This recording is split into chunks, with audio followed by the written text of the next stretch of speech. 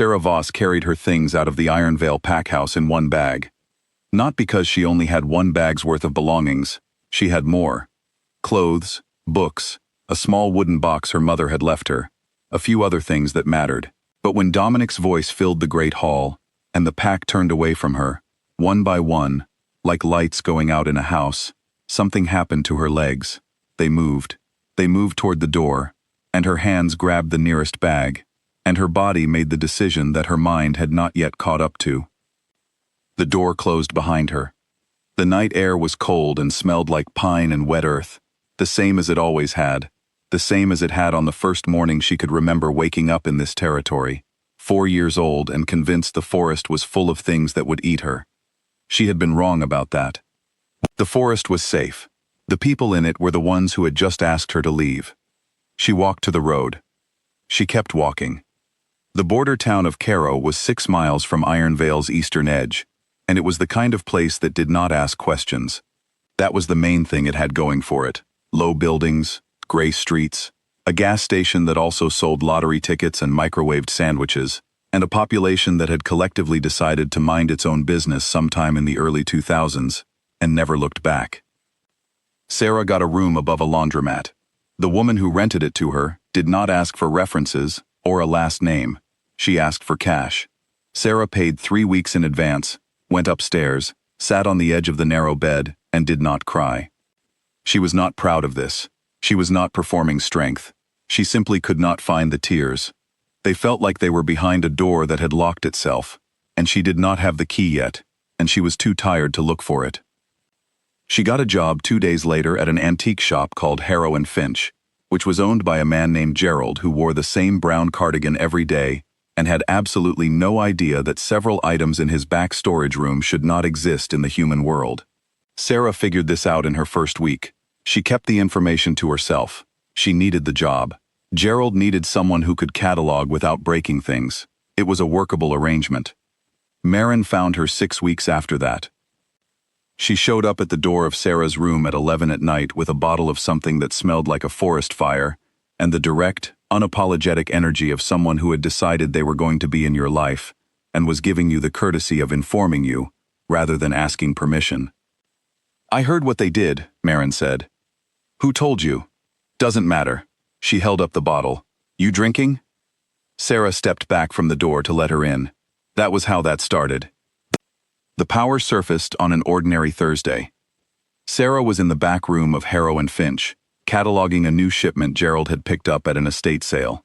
Old things, heavy things, a set of iron candlesticks, a chest with a broken latch, a small stone bowl with markings around the rim that Sera recognized from a book she had once read in the Ironveil Pack library, a book she had not been supposed to find and had read anyway. She picked up the bowl. Nothing happened. She put it down and went back to her clipboard. 4 months later, she picked it up again because it had been mislabeled and she needed to correct the catalog entry. This time, the markings on the rim lit up, not dramatically, not with any kind of sound or heat. They simply glowed, the same pale gold as afternoon light through dirty glass, and then the bowl grew warm in her hands, and then the storage room was very, very quiet. Sera set the bowl down carefully.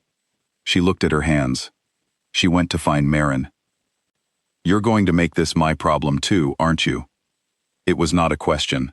Marin said it the way someone says something they already know the answer to, and are choosing to accept before the confirmation arrives. "I don't know what it is," Sera said. "I do." Marin poured herself a drink. "Or I know what the old texts call it. The etheric imprint." She said the name the way you say something in a language you were taught, but never actually spoke. Careful, a little uncertain. It's pre-conclave, older than any bloodline recorded. The old stories say it belongs to no pack, no species, no hierarchy. So why do I have it? Marin looked at her for a long moment. "I think," she said slowly, "because you belong to none of those things either." Sera sat with that for a while. She went home. She did not sleep particularly well. The next morning she woke up, made coffee, and went back to work. Because the Bills did not care that she was apparently in possession of something older than the pack system itself. The letter from Ironveil came on a Tuesday. It was not from Dominic directly, It came through a neutral intermediary, the kind of arrangement the supernatural world used when the direct route carried too much history to be functional. The words were formal, careful. They said that the Ironveil territory was experiencing a serious decline, bond failures, ecological damage that had no natural explanation, 3-pack young born without the capacity to shift, which had not happened in Ironveil in recorded history. The letter said that a source, whose name was not included, had connected Sera's name with a power that might address what was happening. Ironveil was asking for her help. At the bottom, in different handwriting, below the formal language, were 4 words that had not been run through any intermediary. I know what I did. Sera put the letter face down on the kitchen table. She left it there for 9 days. On the 10th day, she picked it up, read it again, put it in her jacket pocket, and called Marin. I'm going back, she said. I know, Marin said. You don't have to come. I know that too. A pause. I'll drive. The Ironveil gate looked the same. That was the first thing Sera noticed. 6 years, and the same stone posts, the same ironwork, the same forest smell coming through from the other side. She had expected it to look different. She did not know why. She had not changed the way she looked either. Not really. And she supposed she had not expected that to be noticed, but it was. She felt it the moment she crossed the boundary line, the territory registering her, recognizing her in a way that had nothing to do with sight. Dominic was waiting at the gate himself. He was alone. She had not expected that. Alpha protocol for an unknown power should have included at minimum 2 senior pack members as witnesses. He had sent them away, or he had never called them. She did not know which, and she did not ask. They stood at the gate and looked at each other. 6 years. He looked largely the same. There was something different in the set of his jaw, a kind of permanent tension that had not been there before, but she might have been reading into it. She had spent 6 years building a version of him in her memory that served the purpose of being someone she was justified in never forgiving. The version in front of her was more complicated than that version. That was inconvenient. Thank you for coming, he said. I'm not here for you, she said. I'm here for the territory. He nodded once. I know. Good, she said, and walked through the gate. The pack watched her from a distance for the first 2 days. She felt them doing it.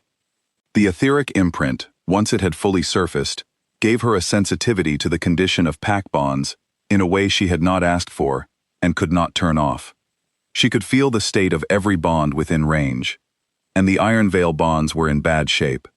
Not broken entirely, but fraying, thinning at the edges, the way rope goes wrong before it snaps. She could feel which bonds were held together by loyalty, and which were held together by habit, and which were being held by something else, something that felt like obligation and fear in equal measure, something that should not be the foundation of a pack, and clearly had been for longer than any of them wanted to admit. She did not say any of this out loud. She walked the territory instead. She mapped the damage with her hands in the soil, and her eyes on the tree line, and the part of her that was apparently older than any bloodline alive. She catalogued what was broken, and what could be repaired, and what would require more than she could offer. She made notes in the same small notebook she used for Gerald's inventory. On the 3rd day, the conclave arrived. 4 alphas, 4 territories, convened only when something qualified as a catastrophic concern. They swept into Ironveil like weather that had not been invited and intended to stay regardless. Sera was in the council room when they arrived, standing at the table with her notes, and she heard them before she saw them. The door opened. They were large men, all 4 of them, in the specific way that centuries of alpha bloodlines produced. People who took up space as a matter of biological inheritance. They entered the room with the complete confidence of individuals who had never been in a room where they were not the most significant presence. Then they saw Sera, the Earth Bloodline Alpha, whose territory had maintained stable bonds for 300 years without interruption, took one step back. He covered it immediately. His expression did not change. He straightened and he reset, and if you were not watching for it, you would not have seen it. But Sera was watching for it, and she saw it, and every alpha in the room knew that she had seen it, and the Earth Bloodline Alpha knew that they knew, and the room became very quiet. She let it be quiet. She did not smile. She picked up her notebook and waited. The restoration took 3 days. She worked from the outer edges of the territory inward, following the structure of the damage the way you follow a crack in plaster back to its source. Dominic was there for all of it, not helping, not interfering, present. She was aware of him in the way she was aware of the wind, which was to say, she was always aware of it, and she had mostly learned to function anyway.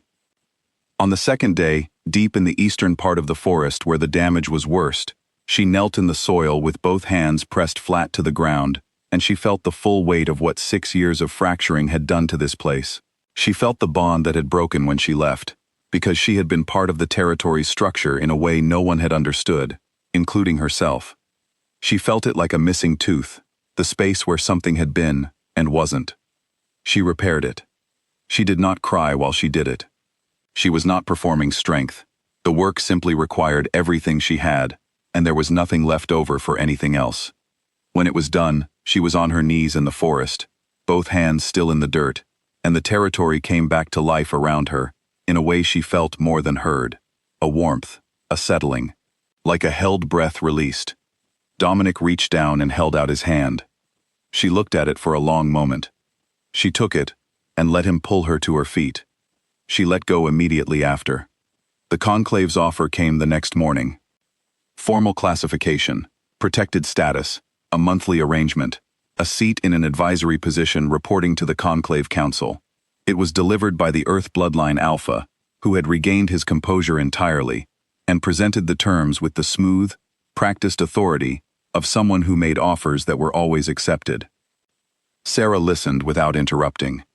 Then she asked, "Why did you step back when you came into the council room?" Silence. "You felt what I can do," she said. "You felt that I can read the state of any bond I'm near.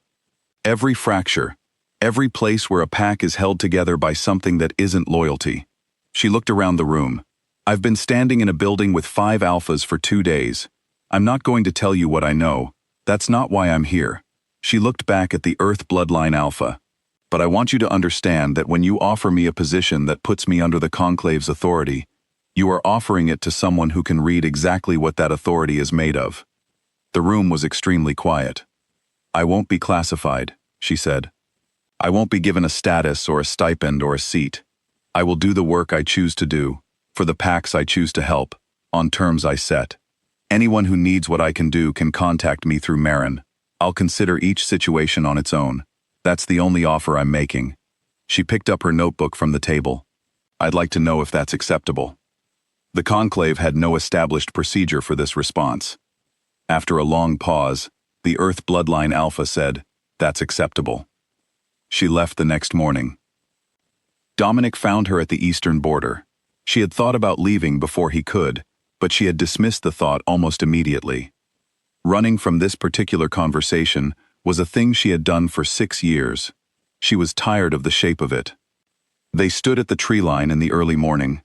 "The pack bond," he said, "the one between us. I still feel it." "I know," she said. "I can read it." He was quiet for a moment. "What does it look like?" She thought about this. She thought about what she had felt when she moved through Ironveil's bond structure over the past 3 days. She thought about the particular quality of the thread between herself and the man standing beside her. The way it felt different from every other bond in the territory. Older, more complicated. The kind of thing that had been pulled tight and held that way for a very long time.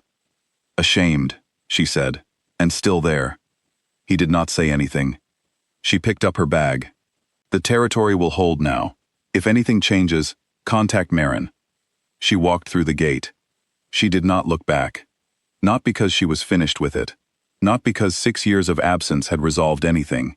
But because she had walked out of this gate once with one bag and her hands shaking, and she was walking out now with her notes in her pocket, and a territory healed behind her, and the knowledge that she had done it entirely on her own terms. She did not look back. She kept walking. And this time, the choice was entirely hers.